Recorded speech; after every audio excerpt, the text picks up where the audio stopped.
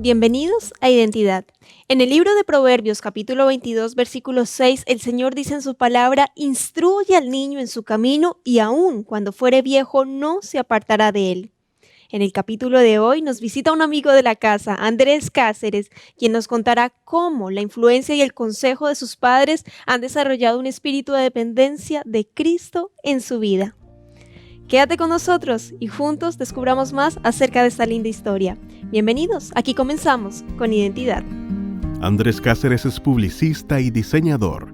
Nació en Santiago de Chile. Creció en un hogar cristiano. Es el menor de 5 hermanos. Está casado desde hace 15 años con Catalina Ramos, con quien tiene 2 hijas. Luego trabajó 10 años como director de arte y escenografía en Canal Nuevo Tiempo. Desde 2019 imparte clases de artes visuales en Signit College. Actualmente vive en Chillán junto a su familia. Hoy Andrés nos recordará que cuando dejamos que Dios guíe nuestra vida, suceden cosas increíbles. Quédate en Identidad.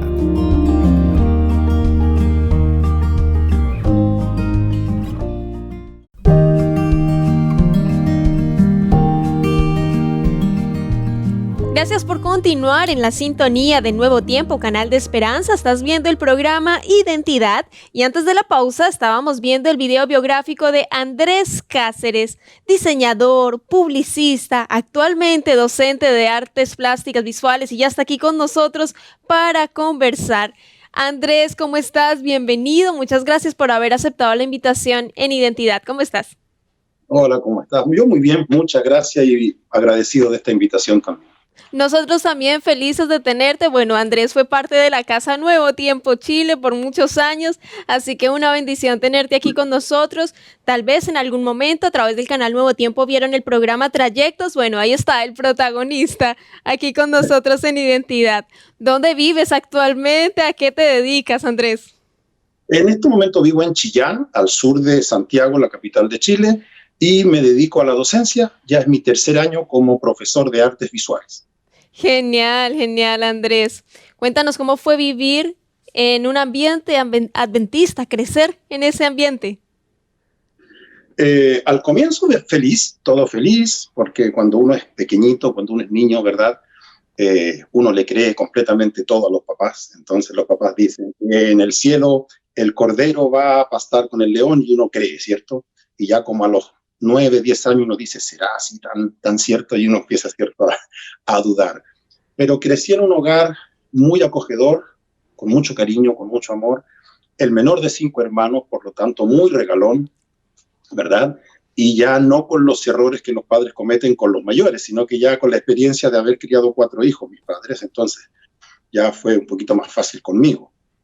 Bien, creo que la educación cristiana te da una base sólida para enfrentar muchas cosas, pero más allá de la iglesia, del mundo cristiano, creo que un hogar, ese núcleo chiquitito cuando tiene a Dios como centro, es muy importante para la infancia. En mi caso, creo que fue muy, muy bueno.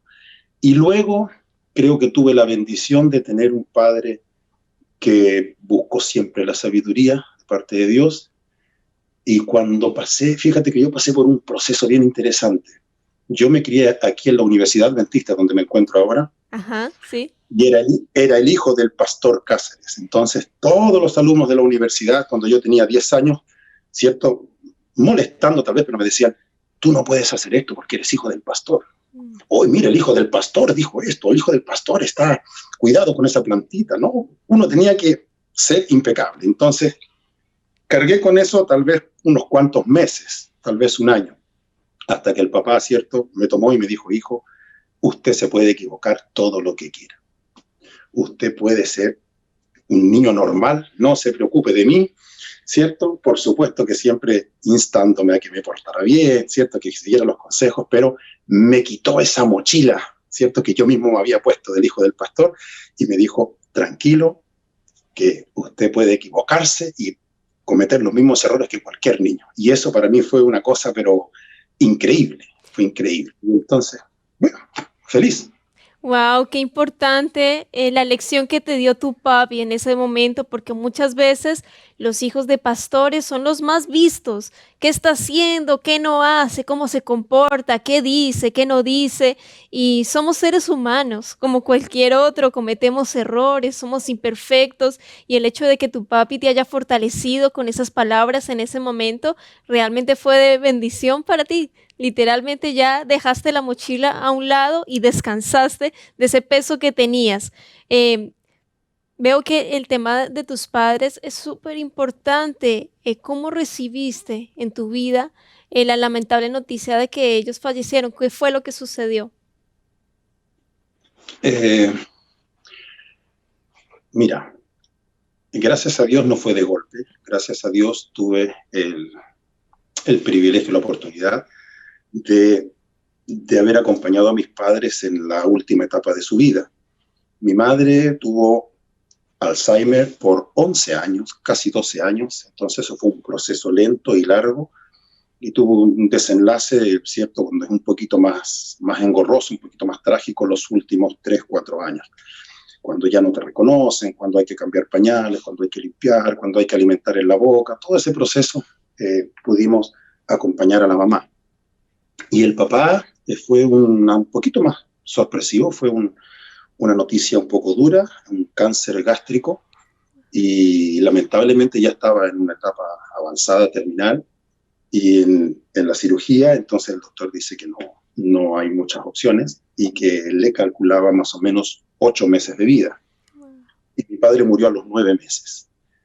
Así que la mamá murió el 11 de noviembre y mi padre falleció 9 días después. Fue una despedida doble, larga, en 10 días, perdí a mis padres, pero fue, fíjate, dentro de todo, doloroso, muy doloroso. Yo creo que es un dolor que todavía no se pasa, pero creo que Dios fue bueno con nosotros. Hablo de nosotros porque algo que podría rescatar mucho de mis padres es que hicieron bien la tarea. Estamos todos los hermanos todos juntos en pensamiento, estamos todos juntos en propósito. Somos una familia donde ni siquiera hay que escribir nada de papeles contractuales, porque no hay ningún problema con la gerencia ni con las cosas, porque, no sé, el papá logró que nosotros fuéramos hermanos muy unidos, muy colaboradores unos con otros, así que nos queremos mucho y tuvimos la oportunidad de estar en las 2 oportunidades todos juntos, rodeando a mi padre en su cama cuando falleció, lo mismo rodeando a mi mamá cuando falleció. Pudimos estar con ellos, pudimos conversar con mi papá, despedirnos de él, recibir sus últimas palabras, sus consejos. Así que fue, en cierta forma fue suave, Dios se lo llevó, pero falleció mi padre y yo te digo que fue una cosa de segundos, ni siquiera un minuto, yo creo que fue así en 4 segundos. Estábamos todos juntos y cuando mi hermano mayor dijo, el papito dejó de respirar, se fue. Yo miré la pieza, el cuarto, y estaba su maletín donde él tenía su folleto de escuela sabática, su Biblia, todas sus cosas. Estaba su biblioteca con todos sus libros, su reloj, el audífono que usaba, las mangueras y todo lo que usábamos para el suero y todo lo que tenía en última instancia. Y en un segundo todo pierde sentido, ya no estaba. Eso para mí me marcó mucho, porque nunca pensé que lo iba a vivir de esa forma. Yo he estado en situaciones donde he tenido que ver cómo las personas se tiran encima de sus familiares, los abrazan, no se quieren desprender. Y tal vez por lo que yo creo, ¿verdad? Por lo que creemos nosotros, cuando mi padre dejó de respirar, fue en cosas de 4 segundos que yo inmediatamente sentí que mi padre ya no estaba. Y que lo que había ahí era solamente su cuerpo, pero ya todo perdió sentido, todo perdió, no sé, eran solamente objetos. Y eso me dio paz, fíjate. No me dieron ganas, ni siquiera de ir y abrazarlo, porque ya yo sabía que ya no estaba. Entonces tal vez un beso en la frente, ¿verdad? Tal vez para cerrar el capítulo, tal vez también porque uno no sabe cómo van a reaccionar tus hermanos y los familiares que estaban en ese día en la casa, ¿verdad? Uno siempre tiene una visión un poquito más global de lo que podría afectarle a los demás, ¿verdad? Pero fue un instante y se fueron, y ya. Me sorprendió Andrés, porque uno como hijo nunca está preparado para perder a sus papitos. esos que te vieron crecer desde pequeñito, que te aconsejaron, que te guiaron, en tu caso como pastor, los grandes consejos que recibiste de él, de ellos en general, realmente es una pérdida para uno dura, que duele, pero cuando tú dices, bueno, porque el Señor dice en su palabra, los muertos solo duermen, ya descansan.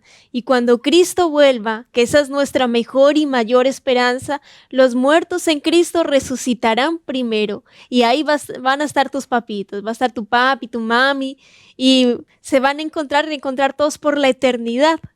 ¿Qué significa para uno aquí en el mundo que son 100 años comparado a la eternidad? Entonces, esa esperanza maravillosa es lo que hace la diferencia y yo creo que es lo que marca en ti esa paz y esa seguridad de que, bueno, viene algo mejor. ¿Cómo le enfrentaste ahí con la familia en general? Bueno, fue duro, porque yo estaba en Santiago, yo había salido de Nuevo Tiempo y formé una empresa de un rubro completamente distinto que siempre me había llamado la atención. Y entonces habíamos hecho algún par de trabajos, unos contratos, ¿verdad?, en Santiago.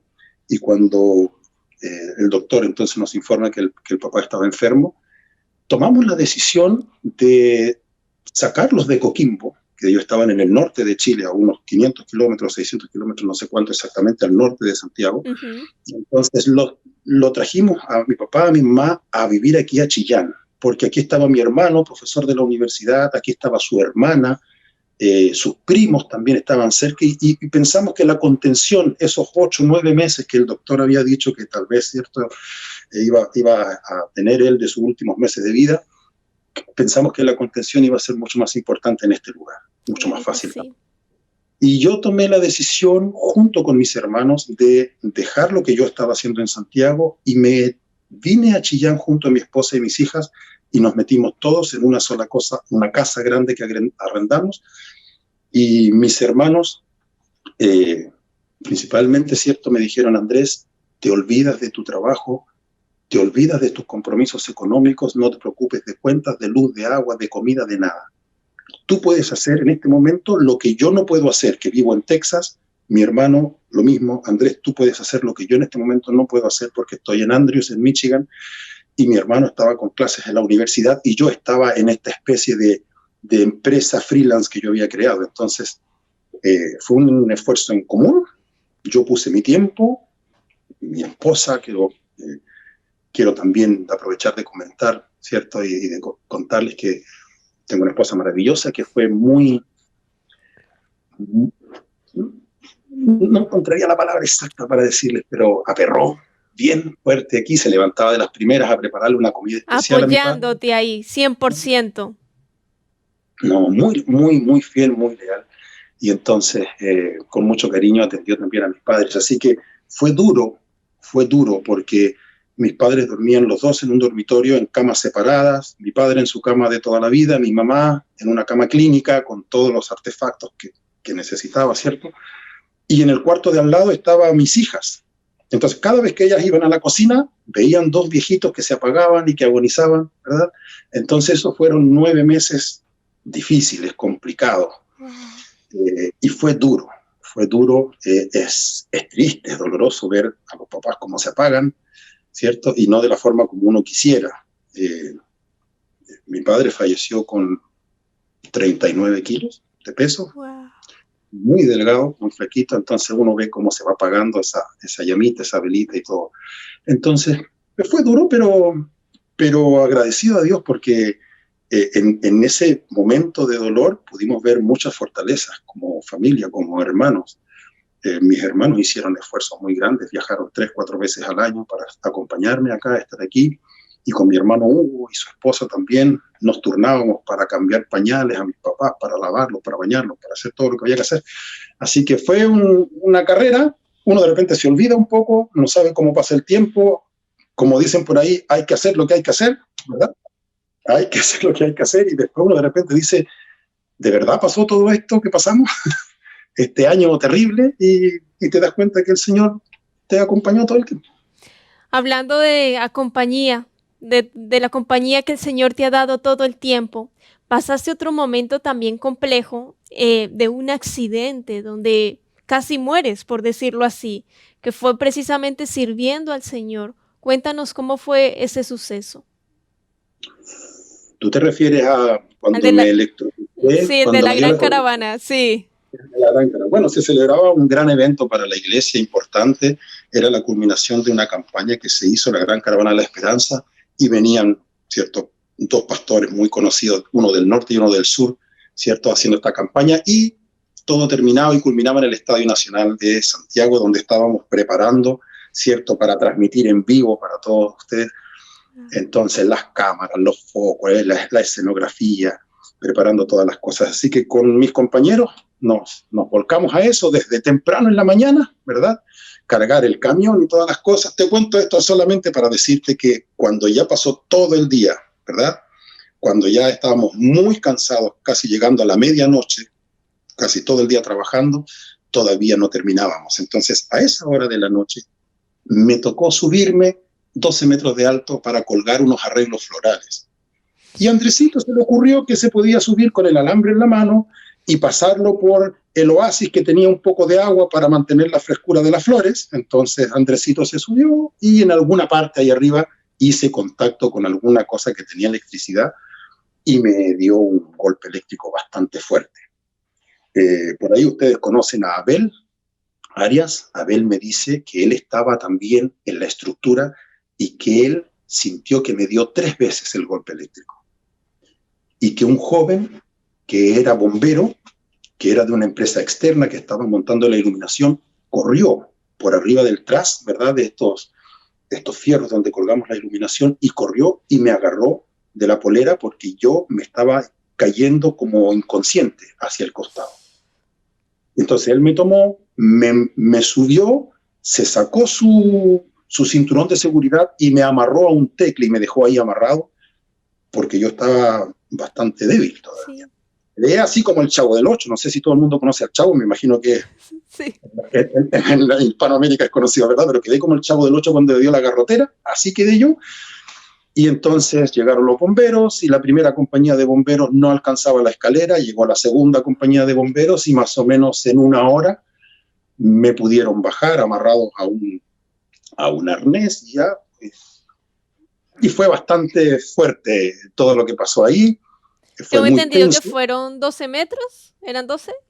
12 metros de altura. Entonces te cuento que a veces uno no se da cuenta, pero sí fue un gran milagro. Una, porque la energía creo que tenía el escenario, no es la misma cuando uno enchufa una lamparita chica con una ampolleta, ¿verdad? Tenía su buena carga.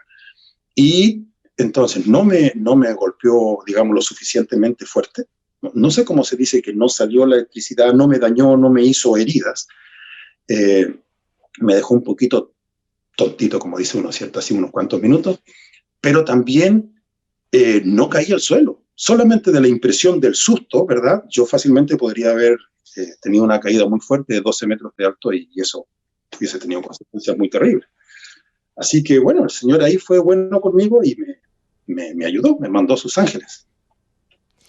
Wow, realmente Dios cuida a sus hijos a pesar de las circunstancias, a pesar de los problemas, de las dificultades, de las pérdidas. El Señor siempre está ahí. Y yo quiero hacerte una pregunta, porque tú desde cuna has sido cristiano, has conocido al Señor. ¿Qué es lo que te ha mantenido hasta el día de hoy en la iglesia? ¿Y qué es lo más difícil? ¿Y por qué te mantienes hoy en día en el Señor? Wow, esa es una pregunta bien interesante, que merece un análisis tal vez un poquito más largo, porque yo nací en un hogar adventista del séptimo día, y te puedo decir que los primeros 5 años de mi vida yo fui adventista del séptimo día, y después continué siendo adventista del séptimo día, decidí bautizarme, ¿verdad? El papá, por supuesto, me bautizó. Dicho sea de paso, sin saber, mi padre también bautizó a mi esposa, y después nosotros nos encontramos y nos casamos. Bueno, la cosa está en que, a ver, como hijo de pastor, por supuesto, conozco la iglesia desde adentro. Conocemos muchas cosas, ¿verdad?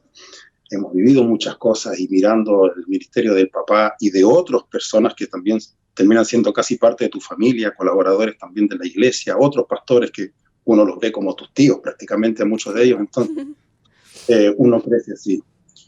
Pero fíjate que yo pasé una época, no de rebeldía, sino donde tuve la oportunidad de participar con una realidad completamente diferente.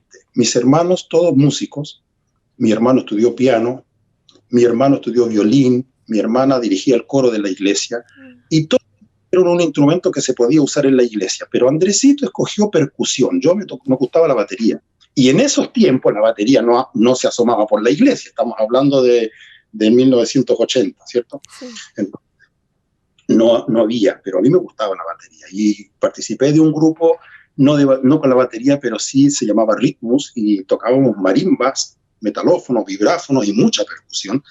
Y entonces el ritmo a mí siempre me llamó mucho la atención.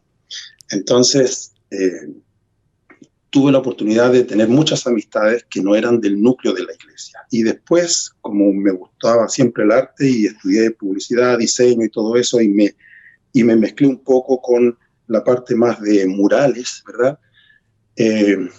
Conocí mucha gente. Trabajé en un canal de televisión que no es de la Iglesia Adventista, trabajé en el Teatro Municipal de Santiago haciendo escenografías para la ópera, para el ballet, y entonces conocí el otro lado de la moneda, no la probé, pero sí conocí las costumbres de ellos, la droga y todo eso, y sin embargo nunca me rebelé contra la Iglesia, nunca me alejé, y mi padre en ese tiempo fue muy sabio en los consejos que me dio, fue muy, muy cuidadoso conmigo. Es increíble el efecto que puede tener cuando un padre no te prohíbe, pero te aconseja. Súper, la diferencia es súper impresionante que tú puedes lograr al no prohibir, pero aconsejar. Y entonces conocí todo eso. Y hubo un tiempo cuando yo, como te digo, no me rebelé, pero yo decía, ¿cuándo voy a sentir eso que uno escuchaba los miércoles en las reuniones de oración, ¿cierto? Los momentos de los testimonios, y se levantaba un hermano y decía, cuando yo me encontré con el Señor impresionó mi vida y tuvo un cambio en 180 grados, ¿verdad? Sí. O yo estaba perdido en el alcohol y alguien me habló y entonces tuve como encuentro poco menos que Pedro, ¿cierto? O sea, Pablo, ¿cierto? Cuando recibió ese flash y quedó ciego, ¿verdad? Y se cayó del caballo. Y yo decía, ¿y cuándo me va a tocar a mí? Y nunca me tocó. Y hasta el día de hoy, ya cumplí 50 años y nunca me tocó un golpe, ¿cierto? Y yo creo que no lo voy a recibir, tal vez, porque he tenido el privilegio de ir conociendo a Dios de a poquito. Yo creo que Dios me ha llevado suavemente de la mano por la vida. Creo que Dios me ha ido mostrando muchas cosas. Y tal vez nunca voy a recibir ese golpe, ese impacto como yo pensé que iba a ser, ¿verdad? Eso te lo podría decir, a diferencia de otras personas. Yo he visto cómo el Señor de toda mi vida me ha guiado, me ha mostrado, me ha ayudado, me ha salvado, me ha bendecido, un montón de cosas que el Señor ha hecho conmigo. Así que esta ha sido una relación... En ese proceso, sí. ¡Wow! Sí. Andrés, de verdad yo quiero agradecerte porque a través de tu historia he visto, porque en Identidad hemos visto muchos cambios, de que el Señor lo llamó, estaba en el alcohol, en las drogas, muchos cambios así donde Dios te llama, pero en este caso ha sido un caminar al ladito de Jesús, de a poco, aprendiendo. Y yo quiero agradecerte por tu tiempo, por la disposición, por haber estado con nosotros aquí en Identidad y por habernos contado tu historia. El tiempo se pasa muy rápido aquí en el programa, pero yo quiero agradecerte. Y esperamos que Dios te bendiga poderosamente junto a tus hijitas, junto a tu esposa y en el ministerio que realizas siendo docente también en tu área. Bueno, muchas gracias. Yo deseo lo mismo para ustedes. Es un canal a quien yo tengo mucho cariño, ¿cierto? Tengo muchos amigos, muchos conocidos. Cada persona que conocí dejó también una marca, una huella en mi vida. Camarógrafos, iluminadores, todos los pastores que pasaron por ahí, todos mis jefes y todas las experiencias que vivimos. Fue muy interesante trabajar con ustedes. Y feliz que la experiencia mía tal vez que no ha sido tan así como impresionante, como estos cambios bruscos, pero que se hace realidad que Dios también puede llevar tu vida en un mar tranquilito, ¿cierto? De a poquito te va enseñando y después tú te das cuenta que el Señor ha estado todo el tiempo al lado tuyo. Y si eso le puede servir a alguien, pues yo muy feliz. Amén, amén, así es, Andrés, muchas gracias, que Dios te bendiga. Y muy bien, ahí teníamos a este colega que sí hizo parte de Nuevo Tiempo y está también en nuestro corazón. Y a ti, que estás ahí viendo el programa, que Dios te bendiga y camina siempre de la mano del Señor. Sigue en sintonía de Nuevo Tiempo, canal de esperanza, y nos vemos en un próximo capítulo. Deja que Dios te dé tu identidad.